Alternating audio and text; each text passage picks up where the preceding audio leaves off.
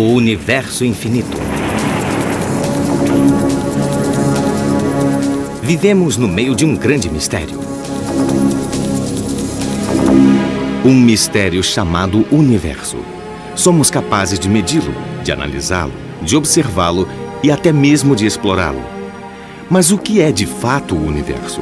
Como ele teve início? Por que motivo e de que maneira ele chegará um dia ao fim? Do Big Bang à grande implosão.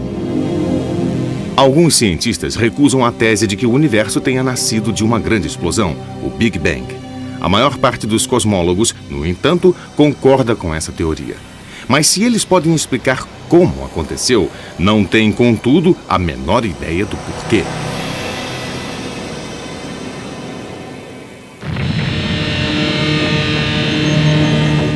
Eis a teoria cosmológica do Big Bang.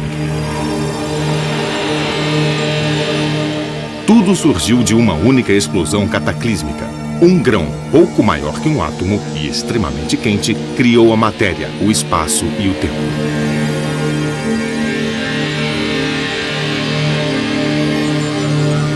No primeiro microsegundo, o universo se dilata até atingir as dimensões de uma galáxia. Ele é uma verdadeira sopa de partículas que se expande sem cessar e arde a uma temperatura tal que produz ao mesmo tempo a matéria e a antimatéria. As duas se aniquilam mutuamente e tudo recomeça. A matéria, contudo, supera a antimatéria por apenas 1/bilionésimo. A matéria acaba por dominar o nosso universo, com prótons, nêutrons e elétrons. Agora, o universo existe há 1 segundo. Ele é opaco, nada nele é visível, mas os físicos são capazes de descrevê-lo. Neste redemoinho em expansão, borbulham as partículas subatômicas. Os átomos estão a ponto de se formar. 3 minutos após o Big Bang, os primeiros elementos químicos são criados: hidrogênio, hélio e uma pequena quantidade de lítio. O cosmos fica mergulhado numa espécie de bruma durante 300 mil anos. Mas à medida que ele se dilata, as temperaturas diminuem e o universo se torna transparente. Pela primeira vez, a luz e outras radiações podem se propagar no espaço.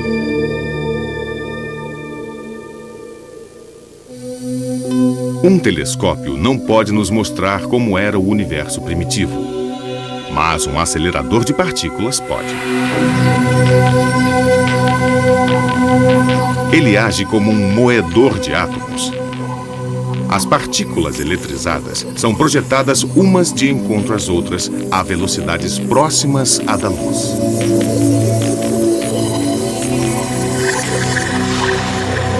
Durante um ínfimo segundo, fomos capazes de reconstituir o estágio primitivo do universo. Estas colisões reproduzem, por um instante apenas, as partículas subatômicas que existiam em abundância logo após o Big Bang. Levanta-se aos poucos o véu que encobria este universo opaco. Em 1965, Robert Wilson e Arno Penzias detectam a primeira radiação do universo visível.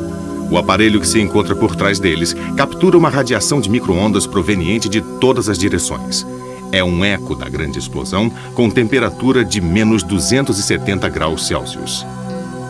Como o universo aos poucos foi esfriando, este sinal, originalmente em radiação ultravioleta, foi se deslocando para as ondas milimétricas. Ele é chamado de fundo cosmológico difuso. Aqui está o COBE, o explorador do fundo difuso. Ele interpreta essa radiação milimétrica. Como se fosse um termômetro ultrassensível, o COBE mede a temperatura do universo e subtrai dela a temperatura do sistema solar. E depois, a da Via Láctea. O que resta é a medição da temperatura original. Desta primeira radiação do universo visível, obtemos a prova de que uma estrutura primitiva emergiu dali.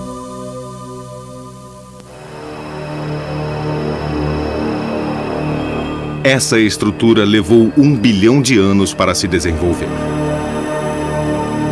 Tudo estava em expansão. As galáxias formavam os aglomerados estelares, e os aglomerados formavam os filamentos, e os espaços vazios entre eles iam ficando cada vez maiores. Aqui é a atração gravitacional mútua que reúne os grupos de galáxias para formar aglomerados e os aglomerados para formar superaglomerados estelares.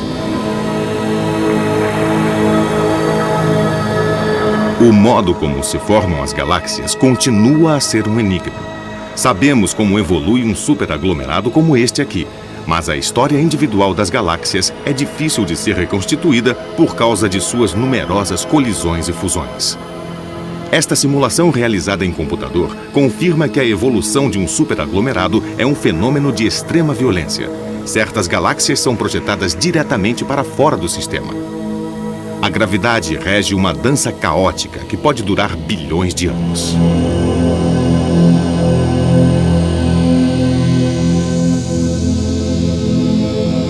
As jovens galáxias do universo primitivo parecem pequenas e irregulares. São, com certeza, o produto de repetidas fusões entre pequenos grupos de estrelas.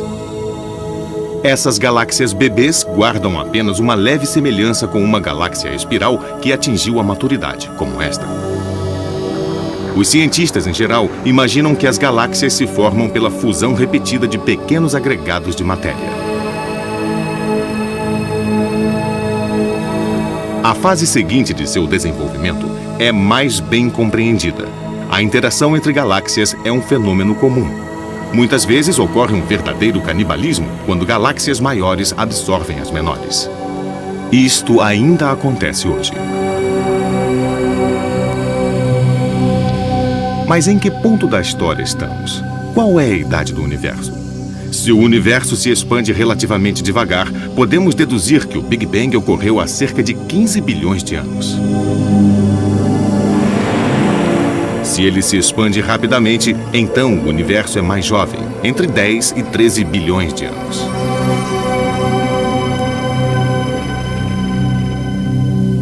Medir a velocidade desta expansão é um dos métodos para descobrir a idade do universo. Um outro método consiste em observar as estrelas que se encontram fora do plano de nossa galáxia. Essas estrelas formam aglomerados, dos quais existem mais de 1 milhão. São chamados de aglomerados globulares e contêm as estrelas mais antigas do universo. Analisando a sua luz, supunha-se de início que essas estrelas tivessem cerca de 15 bilhões de anos. Mas os resultados do primeiro método dão ao universo uma idade de 11 bilhões de anos. Ora, essas estrelas não podem ser mais antigas que o próprio universo.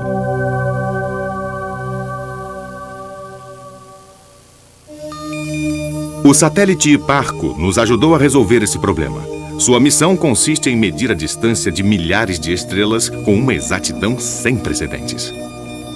O Hiparco utiliza o método da paralaxe. Ele mede o deslocamento de uma estrela em primeiro plano em relação a uma estrela mais distante. E o faz de 2 pontos diametralmente opostos da órbita da Terra ao redor do Sol. A precisão do Hiparco é tal que ele pode medir, do outro lado da Terra, uma bola de golfe pousada no topo do edifício Empire State. O Hiparco prova que certas estrelas estão 10% mais afastadas do que se imaginava, o que dá ao universo uma idade entre 13 e 15 bilhões de anos. O Hiparco revela que os aglomerados globulares também estão mais distantes do que se previa, provando assim que as estrelas que o compõem são mais jovens, com uma idade de 12 a 13 bilhões de anos. Ora, quanto mais velho fica o universo, mais devagar ele se expande. Será que ele um dia chegará ao fim dessa expansão e começará a se contrair em marcha ré? Talvez. Mas uma teoria sugere que a expansão do universo vai continuar indefinidamente, como fogos de artifício sem fim, fazendo com que o universo acabe se dispersando, tornando-se deserto e frio.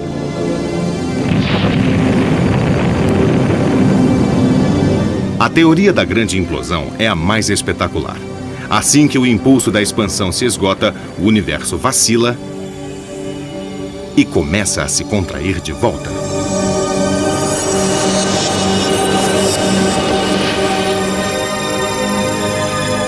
Isso só pode ocorrer se existir no universo uma quantidade suficiente de matéria. Porque a matéria cria a gravidade, e só a força da gravidade pode produzir essa implosão final. Talvez exista matéria suficiente para que essa grande implosão acabe acontecendo. Os cientistas acreditam que 90% da matéria que constitui o universo é invisível.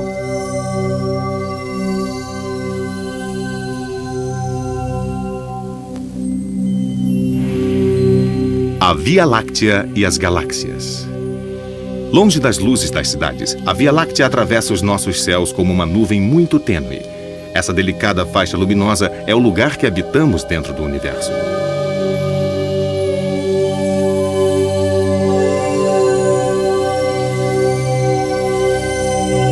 Quando observamos a Via Láctea, temos a visão lateral de um disco repleto de estrelas. Esse disco é a nossa galáxia, uma ilha perdida no universo.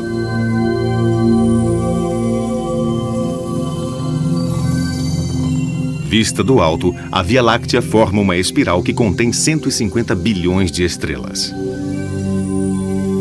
Nós fazemos parte dessa família cósmica. Nosso Sol é uma dessas estrelas. Ele se situa a 2/3 da distância que vai até o centro da galáxia. A Via Láctea gira como a roda de um carro e tem enormes braços que se abrem em espiral para o lado de fora. No interior de um desses braços está o Sol, que leva 225 milhões de anos para dar uma volta completa em torno do centro da galáxia. Como acontece com uma cidade, é no centro da galáxia que existe um número maior de luzes. É um formidável borbulhar de energia, ainda que meio encoberto pelo gás e pela poeira cósmica. Nós, contudo, moramos num subúrbio vizinho entre estrelas tranquilas que vivem uma vida comum. É assim o nosso Sol, amarelo, de tamanho médio e está mais ou menos na metade do seu tempo de vida. Para se ter uma ideia das distâncias, basta lembrar que a luz do Sol leva 8 minutos e meio para atingir a Terra. A luz emitida pela estrela mais próxima leva 4 anos e 3 meses para chegar até nós. Os astrônomos dão a essas distâncias o nome de ano-luz. Portanto, ela fica a 4 anos-luz e 1/4. A Via Láctea tem 100 mil anos-luz de diâmetro. 30 mil anos-luz nos separam do centro da galáxia.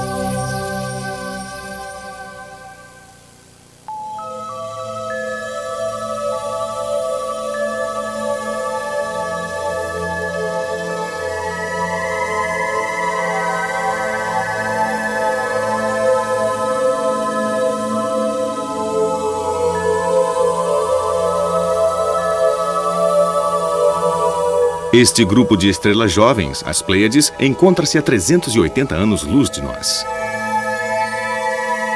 Mais próximas ainda estão as Íades, estrelas mais antigas e menos brilhantes que ficam a 150 anos-luz.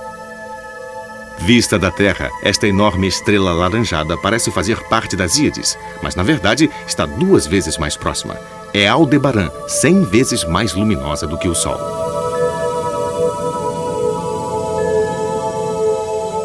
Sírio, a estrela do cão, a menor, de 9 anos-luz de distância, é a estrela mais brilhante do nosso céu. Esta é a estrela de Barnard, uma anã vermelha, 2.000 vezes menos luminosa que o Sol. Ela se desloca em nossa direção. Quando cruzar nosso caminho daqui a 10 mil anos, ela se tornará a nossa companheira mais próxima no interior da galáxia. Mas no momento, Alfa do Centauro é a estrela mais próxima, um trio de estrelas que se situa a pouco mais de 4 anos-luz. Para saber onde nascem as estrelas, é preciso observar as outras galáxias. Aqui está a galáxia M83. A região cor-de-rosa no interior dos seus braços em espiral é um berçário de estrelas. Nós temos o mesmo tipo de nascedouro em nossa própria galáxia. Estas regiões são chamadas de nebulosas de emissão. São nuvens de hidrogênio irradiantes, salpicadas de manchas escuras. É lá, nessa área onde a matéria se acumula, que se acendem as estrelas. Embaixo à esquerda, uma jovem estrela brilhante no seu casulo de poeira cósmica. E aqui, superaquecidos, os grupos de novas estrelas. Nesta nebulosa, a poeira escura se dissipa para longe, ao longo de enormes distâncias, dispersando-se ao vento poderoso das novas estrelas. O nascimento de estrelas é um fenômeno de grande violência. Este grupo de estrelas jovens, todas soprando juntas o seu vento energético, faz inflar uma bolha gigantesca no meio de uma nebulosa vermelha. No coração da nebulosa da Roseta, estrelas jovens formam um imenso buraco com cerca de 12 anos-luz de tamanho.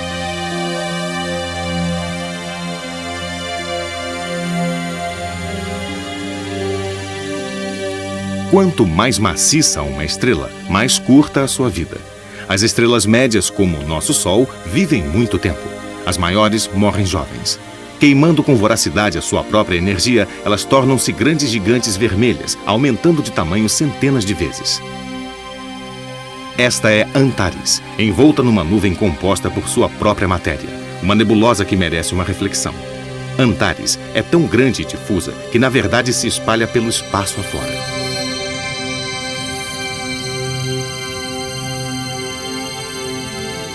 Uma estrela como Antares, maior do que o Sol, dilata-se à medida que seu hidrogênio é consumido.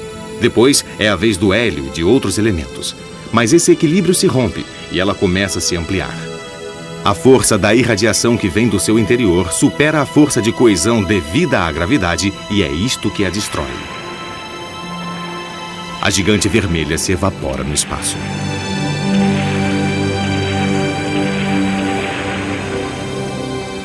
O seu núcleo fica exposto e se contrai, transformando-a numa anã branca.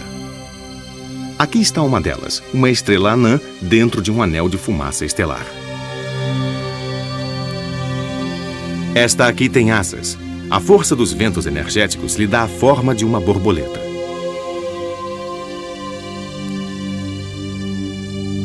Aqui vemos outra, com asas ainda maiores. É a herança de uma gigante vermelha. Eis uma das mais belas. É o resultado da morte de uma estrela gigante que nos deu a nebulosa da Hélice.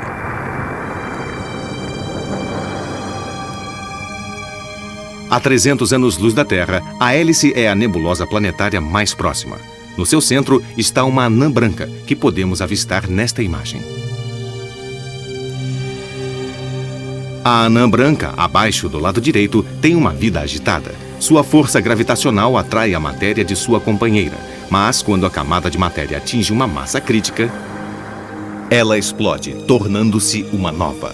As duas estrelas sobrevivem e o processo se repete. As estrelas maiores provocam explosões maiores.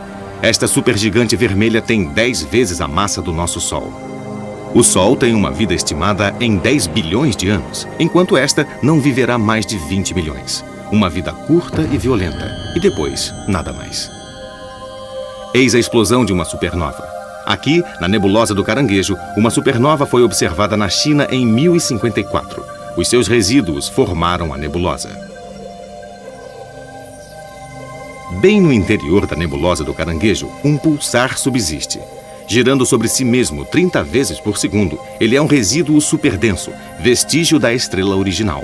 Em volta dele, um disco de matéria, e de matéria jorrando pelos polos. Observando a nebulosa do Caranguejo, o telescópio espacial Hubble nos revela muito mais. Imagens aceleradas nos mostram ondas de choque provenientes do pulsar. Partículas subtraídas do disco e que giram à velocidade da luz, dispersando-se no espaço sob o efeito de um campo magnético turbilhonante. Aqui, um dos jatos emitidos pelos polos atinge a matéria gasosa da nebulosa, que se dilata mais lentamente. Eis as elegantes espirais das rendas do cisne, vestígios de outra supernova. Para desaparecer de uma maneira tão gloriosa, uma estrela precisa ter pelo menos 8 vezes a massa do Sol. Só as superestrelas podem dar nascimento às supernovas. Com uma massa 100 vezes superior à do Sol e emitindo gigantescas baforadas gasosas, esta estrela, Eta Carina, apresenta todos os sintomas de uma pré-supernova. Ela talvez seja a próxima a explodir. Quando seu núcleo se contrair sobre si mesmo, ele deverá tornar-se mais do que um pulsar. Sua densidade será de tal ordem que ela se transformará num buraco negro. Em nossa galáxia, os astros nascem, vivem e morrem. E existem mais galáxias no universo do que estrelas em nossa Via Láctea.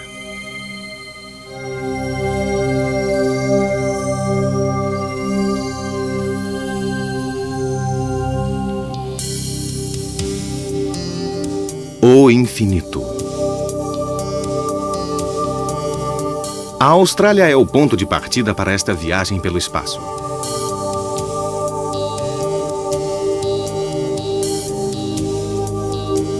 As viagens, em geral, servem para ampliar os horizontes do espírito.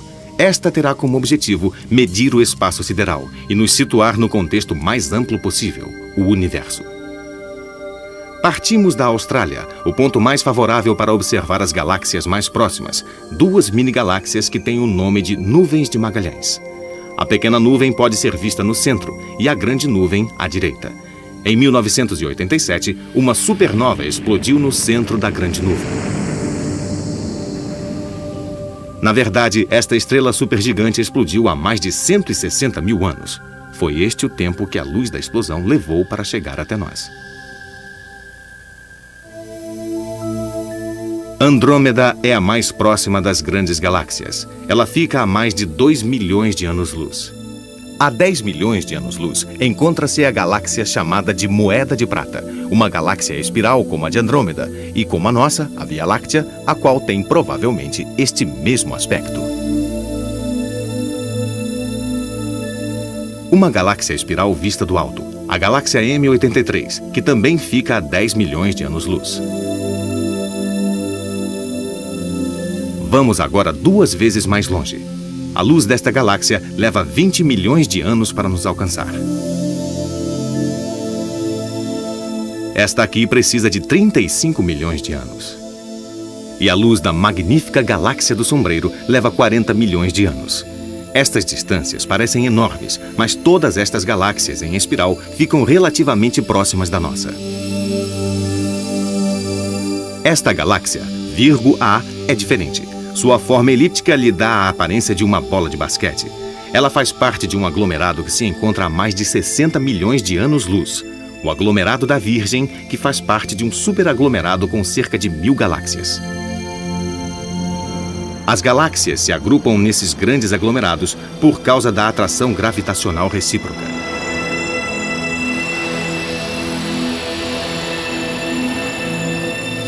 Mas como sabemos disso? Como somos capazes de medir o cosmos, ou mesmo a distância que separa a Terra do centro de nossa galáxia? Nossa galáxia faz parte, juntamente com outras 30, do que chamamos de grupo local. Este grupo faz parte de um aglomerado, e este, por sua vez, está no interior de um superaglomerado. Estes superaglomerados formam uma espécie de filamentos através do universo. Para chegar à concepção deste modelo, os astrônomos se valem das estrelas que eles chamam de velas padrão. Existe uma em nossa galáxia, uma estrela pulsante que acende e apaga com a regularidade de um mecanismo de relógio. Essas estrelas são denominadas cefeidas variáveis. São estrelas cuja luminosidade varia em função de sua dilatação ou contração. Esta aqui é grande e luminosa e suas pulsações são lentas. Esta cefeida é menor e menos luminosa. Suas pulsações são mais rápidas. A variabilidade das pulsações, portanto, depende diretamente da luminosidade intrínseca da estrela. Assim, conhecendo-se a distância e o brilho destas cefeidas mais próximas, podemos calcular a distância das cefeidas longínquas, cefeidas de brilho menor, mas que pulsam segundo o mesmo ritmo. Foi assim que pudemos estabelecer que a galáxia de Andrômeda se encontra a uma distância de 2 milhões e 200 mil anos-luz. Bastou comparar as cefeidas de nossa galáxia com as de Andrômeda.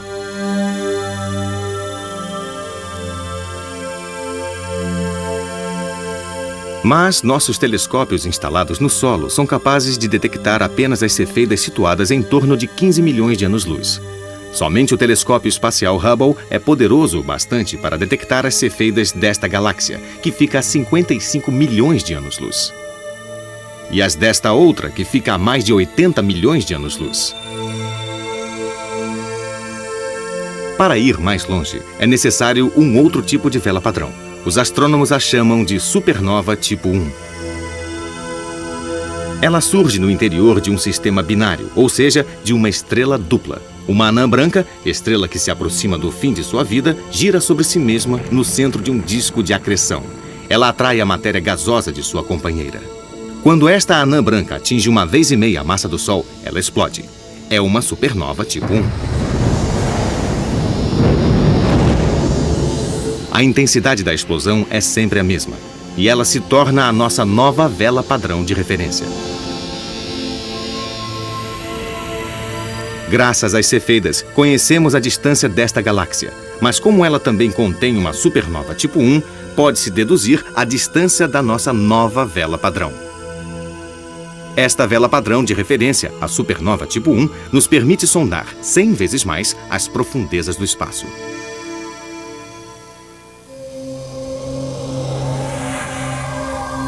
Mas a nossa viagem mal começou. Nos anos 20, o astrônomo americano Edwin Hubble descobriu que o universo está em expansão. As galáxias estão se afastando em todas as direções. Temos a prova pela luz que emitem. Quando uma galáxia se afasta, os raios do seu espectro sofrem um desvio para o vermelho. Quanto mais distante uma galáxia, mais depressa ela se afasta e maior é esse desvio para o vermelho. A medida desse deslocamento espectral é o melhor instrumento para se determinarem o tamanho e o formato do universo. Podemos deduzir que as regiões mais distantes do universo estão a cerca de 15 bilhões de anos-luz.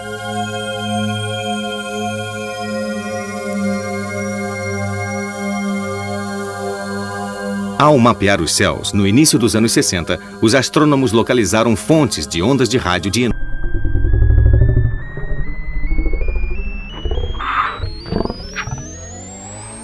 Vistas através de telescópios ópticos, estas fontes se assemelham a estrelas comuns.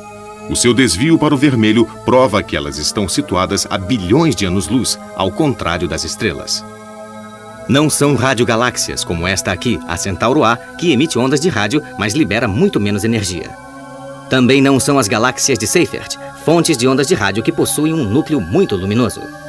As Seyferts são 100 vezes menos energéticas que as radiogaláxias e pelo menos 10.000 vezes menos do que estas fontes recém-descobertas. Mas todas as três retiram sua energia de buracos negros supermaciços, poços vorazes de atração gravitacional. No interior destas novas fontes de rádio, batizadas de quasars, os buracos negros são de dimensões gigantescas e devoram o equivalente a 600 vezes a massa da Terra por minuto.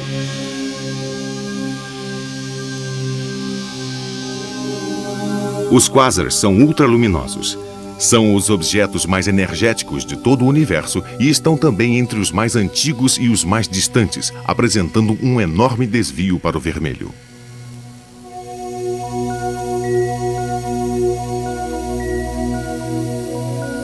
A exploração das profundezas do cosmos nos permitiu outra grande descoberta: as galáxias em colisão. Eis o resultado de uma fusão de galáxias denominadas as antenas. Simuladas no computador, as duas espirais não entram de fato em colisão, mas passam uma através da outra como pêndulos cósmicos.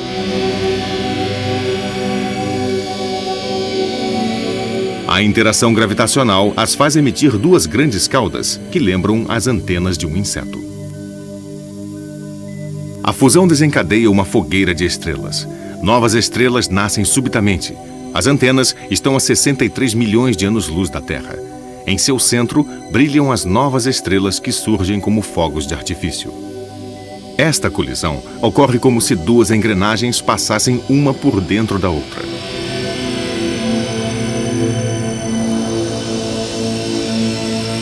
A galáxia intrusa vai passar por dentro da maior, perturbando sua estrutura interna.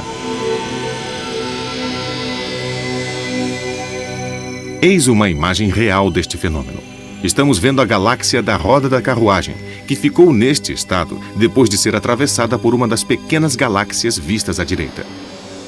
Neste tipo de colisão, nenhuma das galáxias subsiste de fato. Pode-se dizer que passam a formar uma supergaláxia. Talvez seja esta a sorte que espera nossa própria galáxia daqui a 10 bilhões de anos, quando entrarmos em colisão com Andrômeda.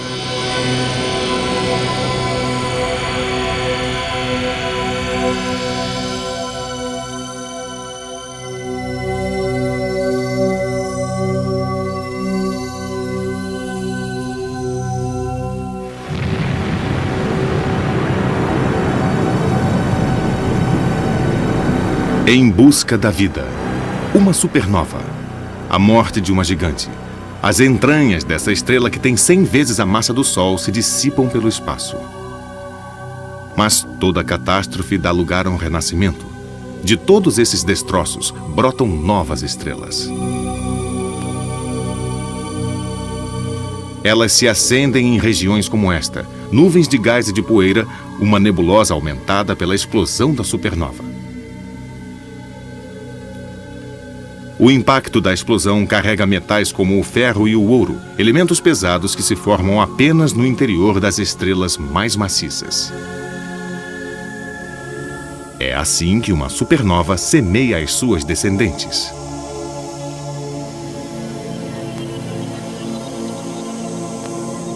Quando ocorre este nascimento, uma nuvem de destroços se contrai sob a pressão de sua própria gravidade. Ela assume a forma de um disco. No centro, uma estrela começa a brilhar. Em volta dela surgem anéis que se transformam em planetas. Foi assim que se formou o nosso sistema solar. A Terra flutua confortavelmente na faixa azul, ou habitável, a região onde é possível o surgimento da vida. Uma chuva de cometas nos traz a água.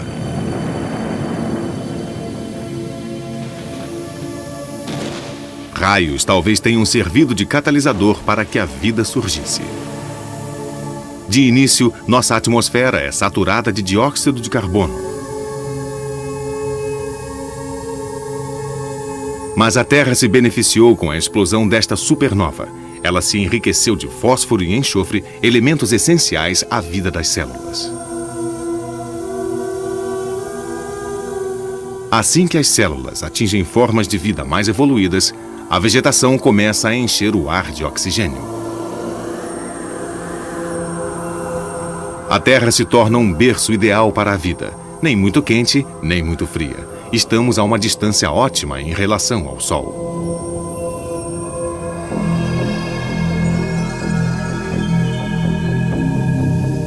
Não se pode dizer o mesmo do planeta Marte.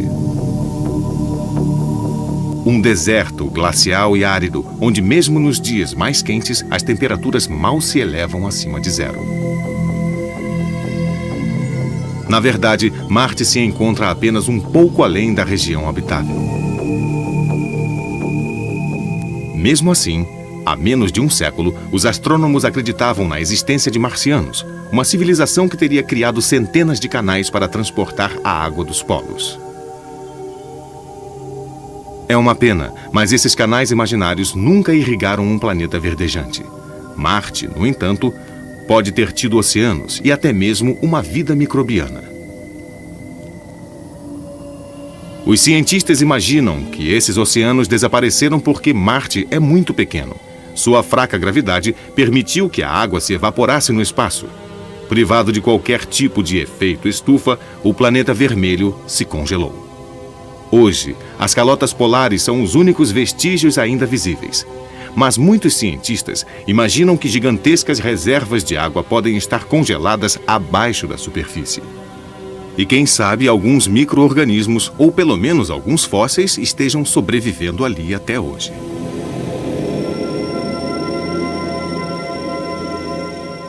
Mas se encontrarmos um dia uma nova forma de vida no sistema solar, provavelmente será aqui. Eis a extraordinária superfície de Europa, um satélite de Júpiter. Um pouco menor que a nossa Lua, Europa é inteiramente recoberto de água congelada. Uma camada cuja espessura pode atingir cerca de 10 quilômetros.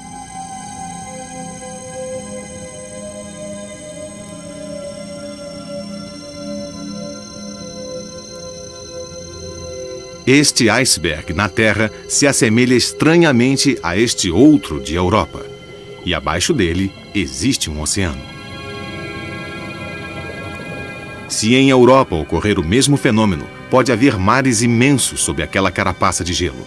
E estas águas poderiam ser quentes, aquecidas pela atividade vulcânica. Como nos oceanos da Terra, essas chaminés de água quente poderiam dar origem a uma vida primitiva, a organismos que se alimentassem mais de elementos químicos do que de energia solar. Europa precisa ser explorada, tanto externa quanto internamente.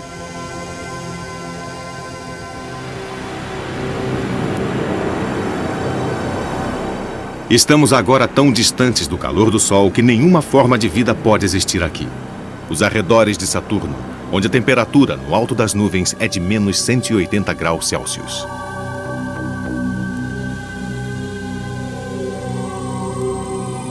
Mas este gigante gasoso não é o objeto de nosso estudo. Estamos nos dirigindo para o maior satélite de Saturno, Titã. Titã é um verdadeiro laboratório para o estudo das origens da vida. Com uma temperatura de superfície de 200 graus negativos, é um lugar inóspito. Mas a atmosfera enevoada de Titã contém grande quantidade de hidrocarbonetos. Eles reagem com a radiação ultravioleta do Sol. As reações fotoquímicas produzem moléculas orgânicas. Estes compostos à base de carbono são os primeiros estágios da evolução de uma forma de vida. Mas Titã é frio demais para que essas formas possam chegar à fase seguinte. Titã se assemelha a um planeta como a Terra, guardado num congelador. Sua atmosfera, como a nossa, é rica em hidrogênio. Ela contém moléculas de água, vistas aqui em azul, herdadas dos cometas. Todos os ingredientes da Terra primitiva estão presentes. Para que a vida surja, eles precisam apenas de uma coisa: calor. Eles só terão calor daqui a 5 bilhões de anos, quando o Sol se transformar em uma gigante vermelha. Desde 1983, este detetor está à escuta de eventuais mensagens extraterrestres que possam chegar de além do sistema solar.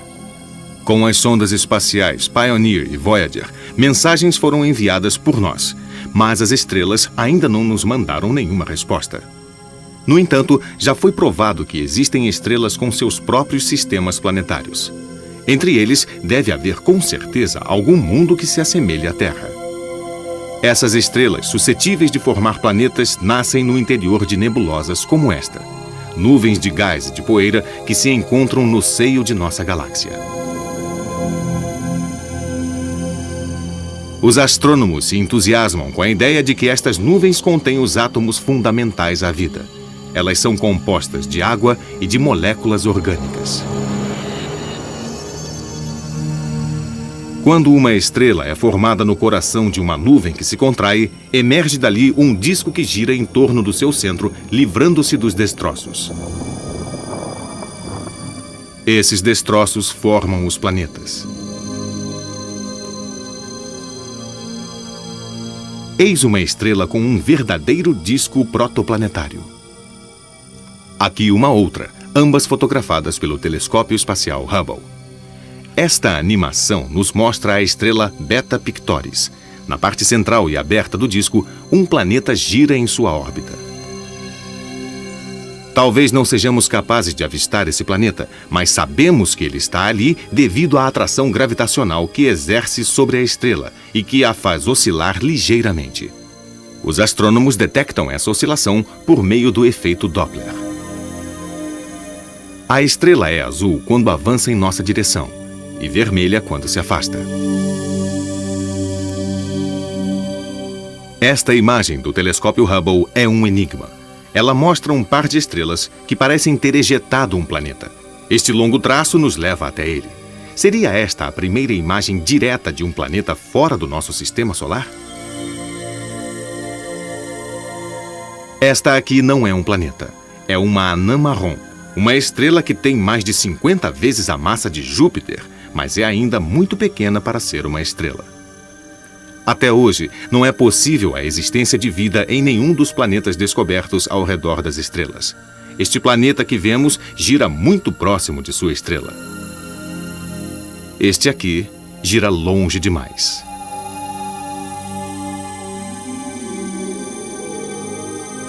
Quando um dia encontrarmos, enfim, um planeta como a Terra, ele certamente nos parecerá muito mais estranho do que podemos imaginar.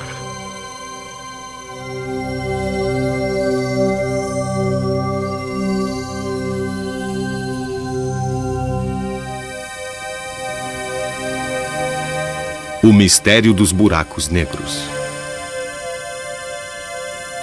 Ninguém jamais viu um buraco negro, porque nada, nem mesmo a luz, pode escapar de um campo gravitacional tão forte. Assim como os buracos negros, 90% da matéria do universo é invisível para nós. Os físicos a chamam de matéria oculta. Essa massa oculta não pode ser detectada em nenhum comprimento de onda, nem em raios gama, nem em ondas de rádio.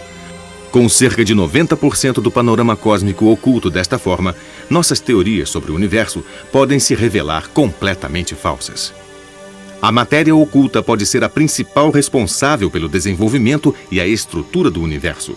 O problema é que a quase totalidade desta estrutura escapa à nossa percepção visual. Tudo o que sabemos é que o cosmos é feito de monstros vorazes e invisíveis.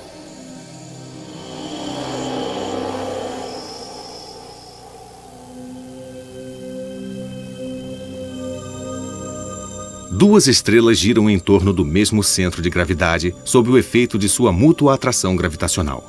Não vemos a gravidade, mas podemos registrar seus efeitos.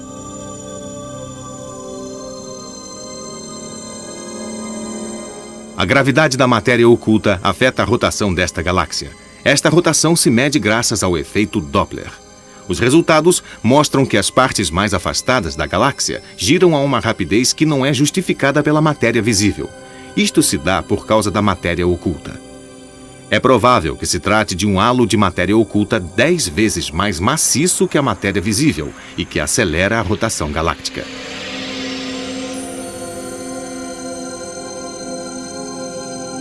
Mas a matéria oculta não deve ser confundida com as nuvens escuras que estão espalhadas pela galáxia. Estas não passam de poeira visível. A massa oculta que procuramos exerce uma atração sobre as estrelas. E é possível adivinhar sua presença nestes aglomerados de galáxias. Suas interações mútuas nos levam a crer que neles existem 100 vezes mais matéria do que podemos avistar. Mas o que é a matéria oculta? Será composta de estrelas mortas, de estrelas abortadas, de buracos negros? Ou será feita de partículas subatômicas diferentes?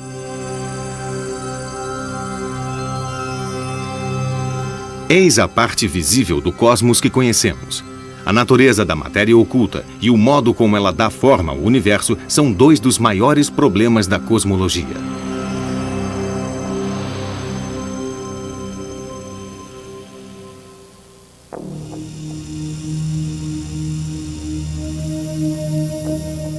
Uma estrela supermaciça atrai a matéria de sua companheira menor. A estrela maior morre, tornando-se uma supernova, mas sua companheira sobrevive, sempre seguindo sua órbita e perdendo matéria. Por que a superestrela transformou-se num buraco negro?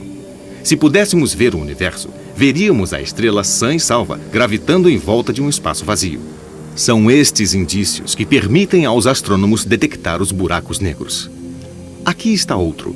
Ainda que invisível, o buraco negro distorce a luz e o espaço nas suas proximidades.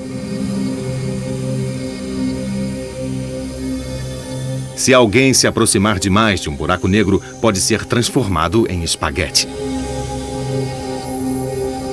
Um buraco negro é uma estrela morta de tal densidade e de tal gravidade que nada pode escapar dali. Para formar um buraco negro, o núcleo da estrela que explodiu deve ter pelo menos 3 vezes a massa do Sol. Imaginemos por um instante que a Terra seja um buraco negro. A massa de nosso planeta seria comprimida até ter apenas 8 milímetros de diâmetro. Ela se tornaria tão densa que a luz não poderia escapar do seu interior. E nada se desloca mais depressa do que a luz.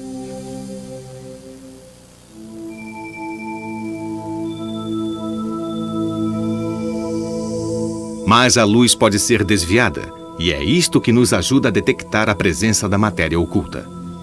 Aqui, a luz de um quasar distante viaja na direção da Terra. Se colocarmos um objeto maciço na sua trajetória, a imagem se deforma. O objeto pode ser uma galáxia que tenha grande quantidade de matéria oculta e um enorme campo gravitacional. Uma estranha lente é criada pela gravitação da matéria oculta. A imagem é distorcida e depois multiplicada, porque a gravidade desvia a luz do quasar. Daqui da Terra, vemos 4 imagens do mesmo quasar, com a galáxia lenticular ao centro. O grau de curvatura da luz revela a quantidade de matéria oculta que se encontra nessa galáxia. Quando a lente gravitacional é menos simétrica, ela deforma bastante as imagens. Os arcos azulados são galáxias muito distantes, distorcidas por aglomerados de galáxias em primeiro plano. Mas o princípio é sempre o mesmo. A lente gravitacional permite aos cientistas pesar a matéria oculta.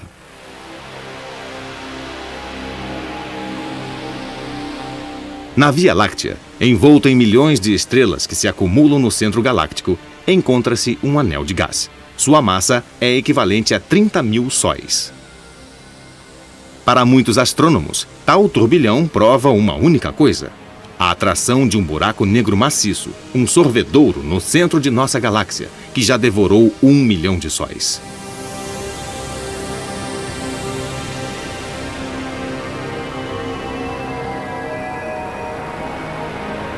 Os cientistas acreditam que as colisões galácticas são a origem de buracos negros ultramaciços. Como dançarinas celestes, duas galáxias se fundem.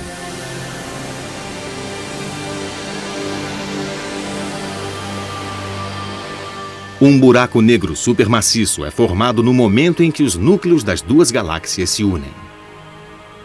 Eis Centauro A, a união de duas galáxias, uma branca, em forma de bola de basquete, e outra escura, vista de perfil. No coração das duas galáxias, um buraco negro supermaciço, 1000 vezes mais maciço que o da nossa Via Láctea.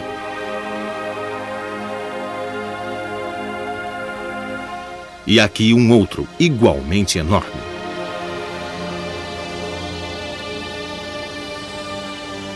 Um buraco negro supermaciço é cercado por um disco de acreção.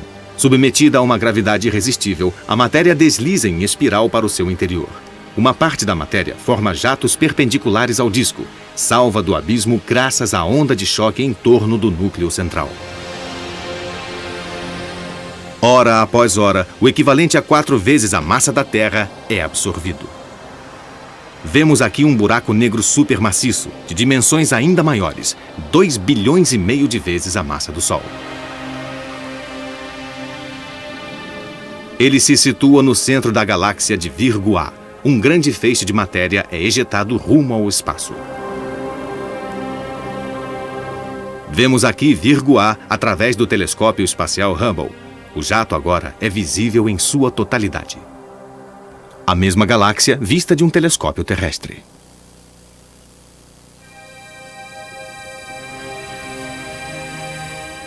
Mas os buracos negros mais impressionantes são os que estão ligados aos quasars. Os quasars ardem no centro de galáxias longínquas e são tão resplandecentes que eclipsam as próprias galáxias. Os quasars extraem sua energia da presença de buracos negros supermaciços que consomem o equivalente a 600 planetas Terra por hora. Estas imagens foram captadas pelo telescópio Hubble. Os quasars estão entre os objetos mais luminosos e mais possantes do universo. Albert Einstein, o grande físico do século XX, tinha previsto a maior parte dos efeitos relacionados aos objetos supermaciços. Sua teoria da relatividade geral explica como os corpos maciços não apenas deformam a luz, mas também o espaço à sua volta. Nosso universo vibra sob tensões gravitacionais produzidas por esses objetos supermaciços. Um buraco negro cria as maiores distorções, deformando de tal modo o espaço e a luz que não temos a menor ideia do que se passa no seu interior. Talvez existam ali as mais diversas passagens, dando acesso a outras partes do cosmos, ou quem sabe, portas para um outro universo.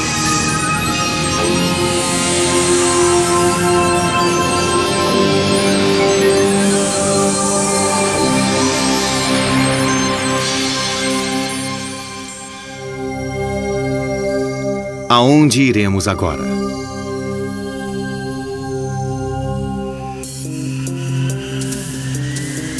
O ônibus espacial do futuro.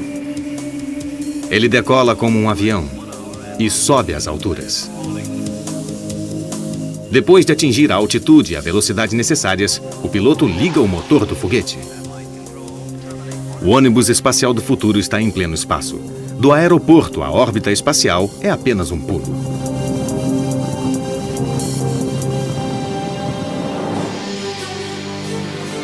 Uma sexta-feira à noite na grande roda espacial. E a chegada do ônibus espacial do futuro. Menos de meia hora depois da decolagem, é o momento de iniciar um fim de semana no espaço.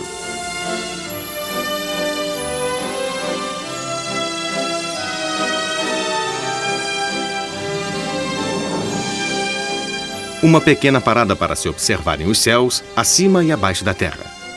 Mas esta grande roda é mais do que um espaço de lazer. É um porto espacial, uma etapa nas viagens rumo à Lua.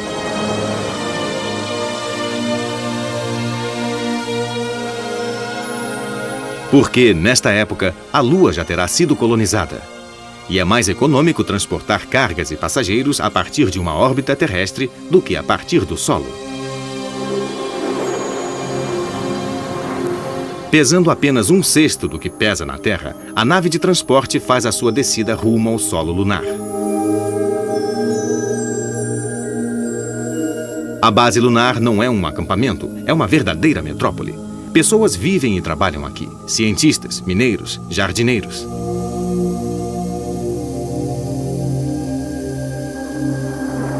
E mais longe ainda, em Marte há outras colônias, cidades inteiras embaixo de cúpulas hermeticamente fechadas, projetadas como as bases lunares e abastecidas por elas.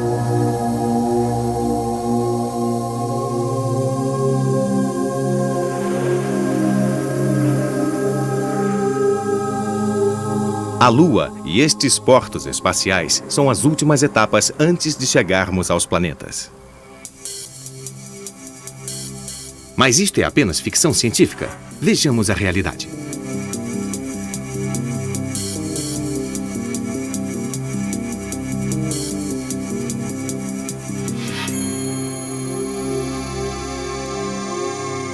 A Estação Espacial Internacional. Ela foi montada no próprio espaço, em órbita terrestre, sobre um módulo russo e com peças vindas da Europa, dos Estados Unidos, do Canadá e do Japão. A estação será concluída em 2004. 13 países participam do projeto. As equipes serão todas internacionais e usarão equipamentos como este, um robô inspetor em forma de bola. Ele guia os astronautas em suas saídas para o espaço e examina a superestrutura. Os braços do robô fazem a substituição dos módulos. Uma tecnologia necessária para garantir a firmeza de uma estrutura do tamanho de um campo de futebol. De início, as equipes viajavam a bordo do antigo ônibus espacial norte-americano. Sua nave de apoio, a Soyuz, uma nave espacial cargueira utilizada pela Mir, a estação espacial russa. Com equipes de 6 pessoas revezando-se a cada 90 dias e bastante espaço livre, a vida na estação espacial será bem agradável e até luxuosa, comparada à da estação Mir. A Estação Espacial Internacional custará 100 bilhões de dólares. Ela irá substituir a Mir e seu objetivo é testar o efeito da vida no espaço por longos períodos de tempo. Esses testes são essenciais para o projeto de se chegar um dia ao planeta Marte. E aqui está o novo ônibus espacial. Ou pelo menos o X-33, um protótipo que tem metade do tamanho do futuro ônibus.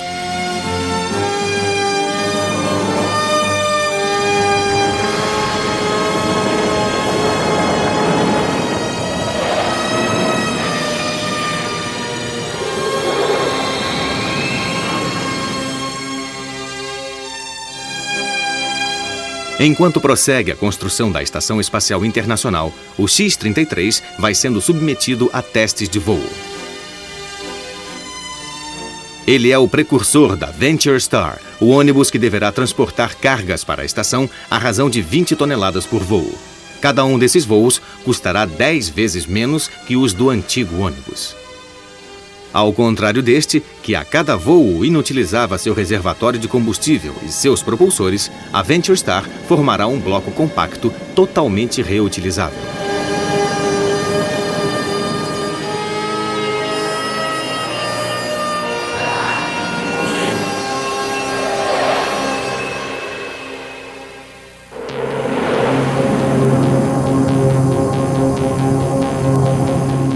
Partindo da órbita da Terra, um foguete se dirige a Marte.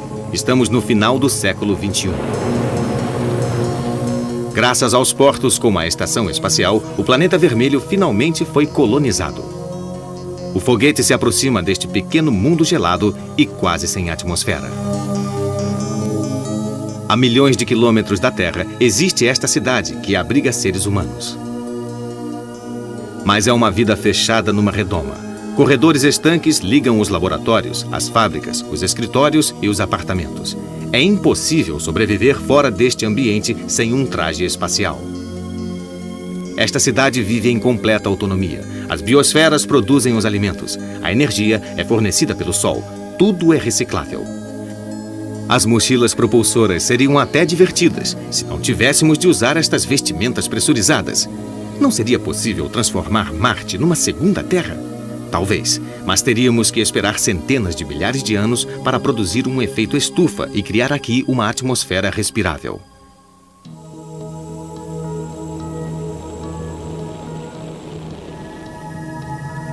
Partindo de um porto espacial do futuro, nas proximidades de Marte, uma nave precisaria de 15 anos para atingir Plutão, o planeta mais distante. Mas os nossos sistemas de propulsão não são suficientemente possantes e nossas reservas de combustível são limitadas. Seria possível utilizar a energia solar, mas ao viajarmos rumo aos planetas mais afastados, essas energias iriam diminuindo. Quanto mais longe vamos, mais fraca fica a luz do Sol. Resta, no entanto, o vento solar. Seria possível recolhê-lo em velas gigantescas e navegar graças à impulsão das partículas eletrizadas emitidas pelo Sol.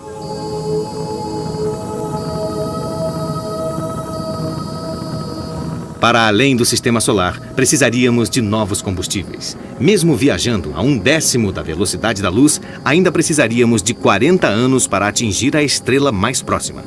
A propulsão nuclear ou iônica poderia nos fornecer a força necessária, mas, por enquanto, uma viagem assim ainda pertence ao domínio da ficção científica. Então, qual será o nosso próximo destino? A Lua e Marte são os primeiros da lista. Mas o que dizer de Vênus, o nosso cintilante planeta irmão? Poderemos um dia colonizar este planeta infernal, dissipar suas nuvens, reverter o efeito estufa? Talvez. A primeira ideia seria semear a atmosfera com algas verdes. Elas seriam capazes de absorver o dióxido de carbono e liberar oxigênio. A água se acumularia na superfície. O clima tórrido ficaria um pouco mais ameno. A vida poderia surgir. Mas não é assim tão simples. Seria preciso esperar centenas de milhares de anos para que Vênus começasse a se parecer com a Terra.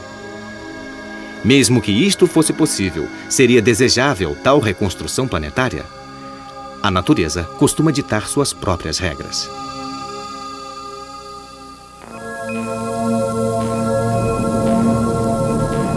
E agora, que tal esta ideia? A ideia é de Arthur C. Clarke, o guru do espaço. Construir uma torre de 36 mil quilômetros de altura na superfície da Terra.